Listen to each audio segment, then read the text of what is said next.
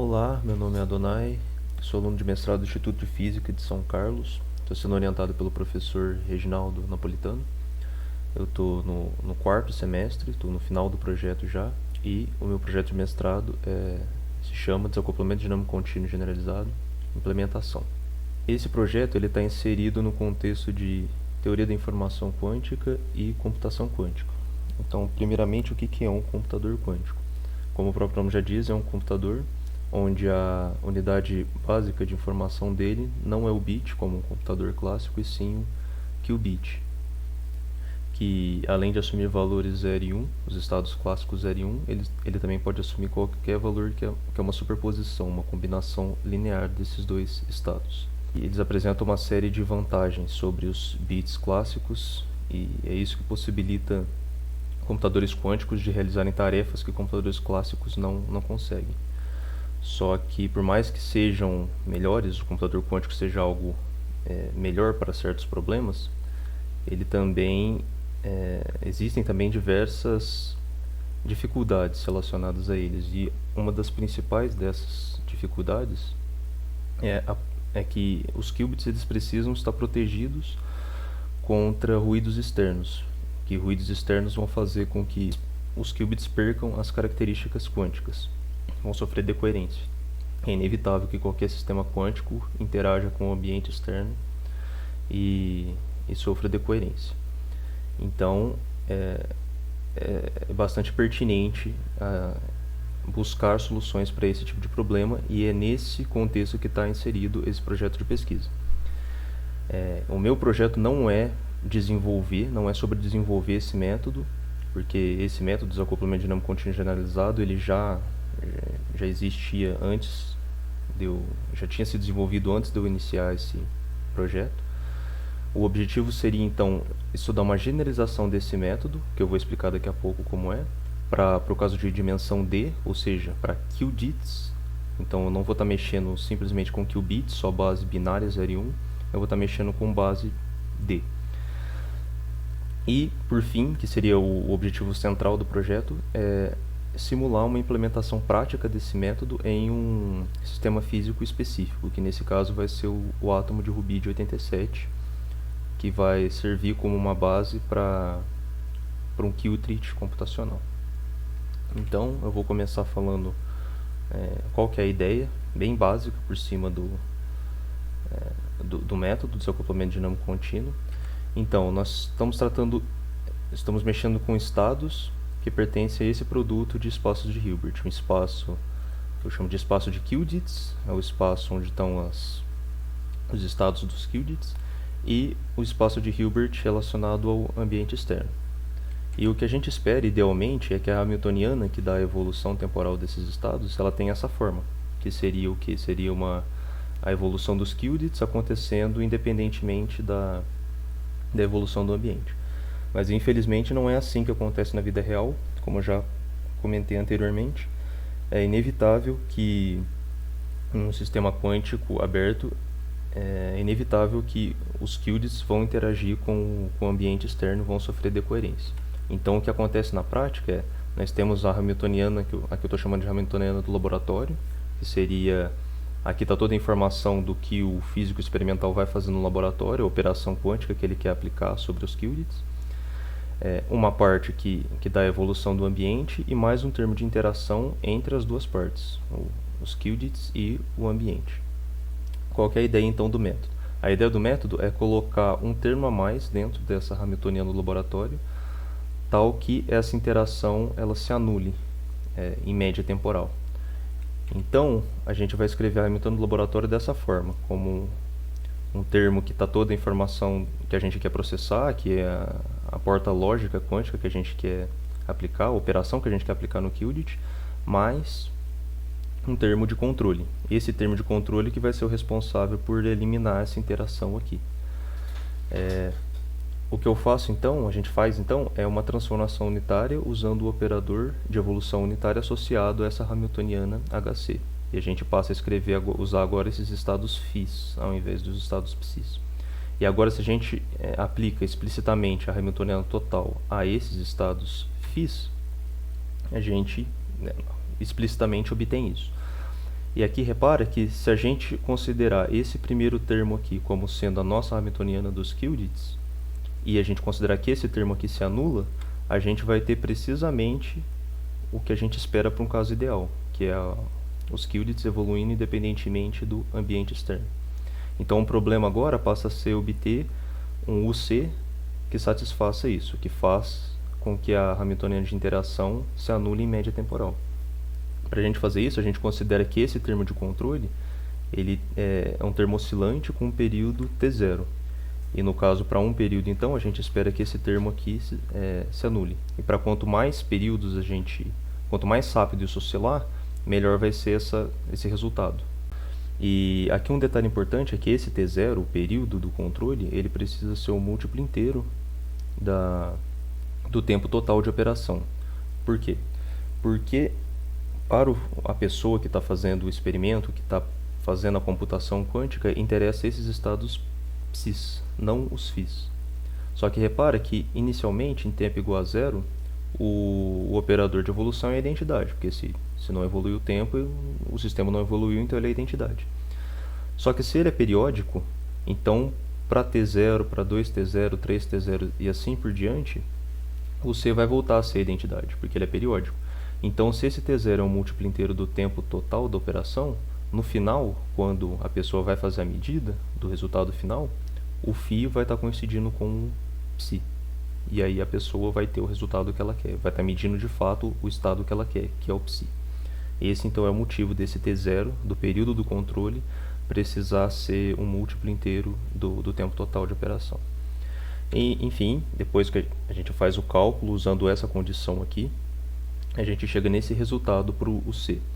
Esses dois operadores aqui, HL e HF, o HL é um operador cujos autoestados são os estados da base computacional, então, nesse caso 0, 1, 2, ou menos 1, 0 e 1, dependendo de qual qual nome a gente está usando para a nossa base computacional. E o HF, ele é um operador cujos autoestados são os estados resultantes da transformada de Fourier discreta dos elementos da base computacional. E esse ômega r é uma constante que depende do traço desses dois operadores. E quando a gente escreve o C dessa forma, a Hamiltoniana do laboratório pode ser reescrita nessa forma aqui. Repara que aqui tem um termo proporcional à identidade, então, que não é importante, porque um termo que é proporcional à identidade de uma Hamiltoniana só está deslocando o que é o zero da energia, né? O que interessa então são esses termos y aqui. Esses y vão depender, evidentemente, dos termos de controle e também vai depender da gate que a gente quer aplicar, da porta lógica que a gente quer aplicar. E o método, de maneira bem simplificada, funciona assim. A gente precisa calcular quem são esses y e, evidentemente, para eles terem algum significado físico, a gente precisa ter um sistema físico para estar aplicando isso daqui. E é o que eu vou mostrar agora no próximo slide. Então, esse daqui seria o objetivo central do trabalho, que é simular a implementação desse método para um caso específico. Esse caso específico, como eu já tinha comentado, é para o caso de dimensão 3, t igual a 3.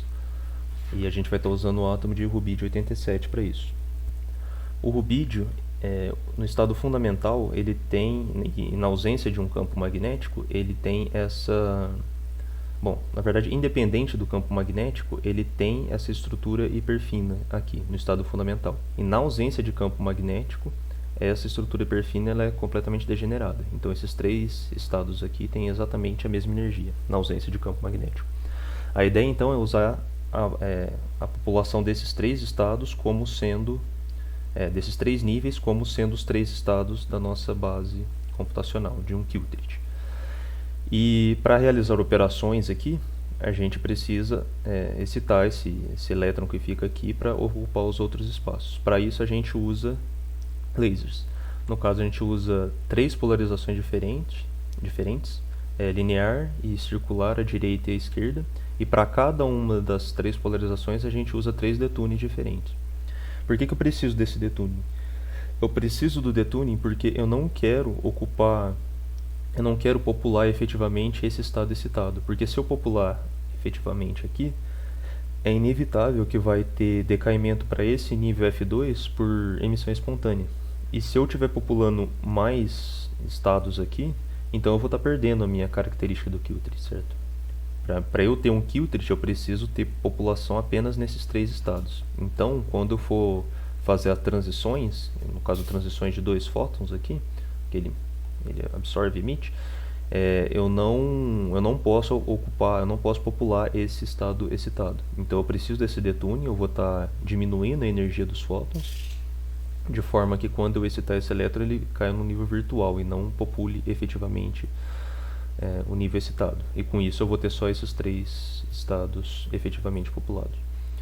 Como isso daqui, o nível de energia aqui, o gap de energia é bem grande, esses detunes a gente pode colocar da ordem de 1 GHz.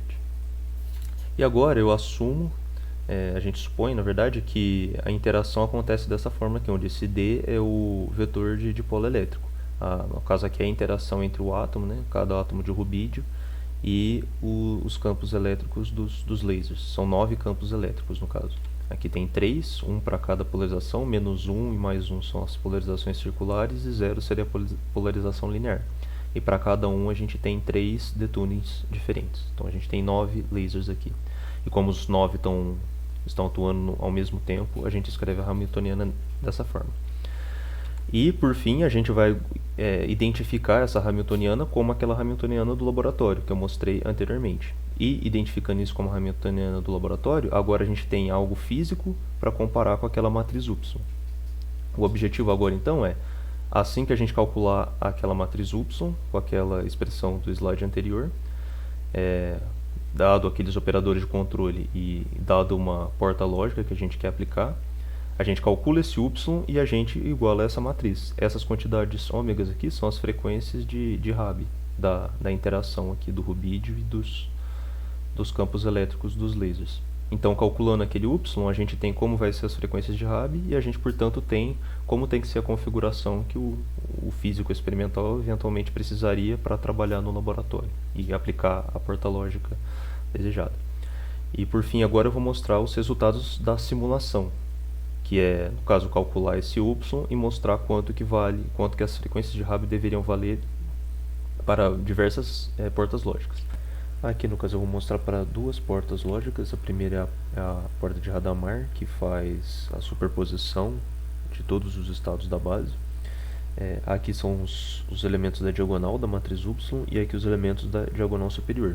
Os outros 3 da diagonal inferior são o complexo conjugado dessas 3 aqui. No caso, a parte preta é a parte real e linha vermelha é a parte imaginária. Para esse caso aqui eu considerei o tempo de operação de 1 segundo e 10 períodos de oscilação do controle. Então aqui você vê que o gráfico ele vai de 0 até 0,1 segundos. Aqui no caso eu tenho 10 oscilações do controle dentro do tempo da operação lógica.